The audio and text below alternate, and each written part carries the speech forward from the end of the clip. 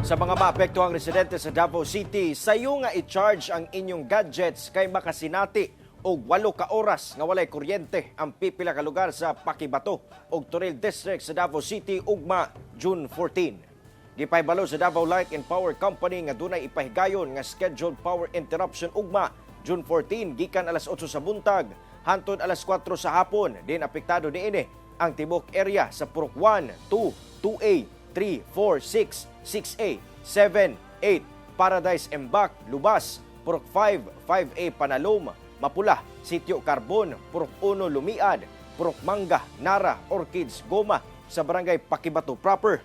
Apektado sab sa power interruption sa susamang adlaw gikan alas 7 sa buntag hangtod alas 5 sa hapon ang pipila ka lugar sa Barangay Tungkalan ug Barangay Tagluno sa Toril District. Sumala pa nga magpahigayon og upgrading sa linya sa kuryente sa mong mga lugar. Ipahimangnuan sab ang mga mulabay sa mong mga lugar nga mag-igmat samtang nagapahigayon sila og maintenance.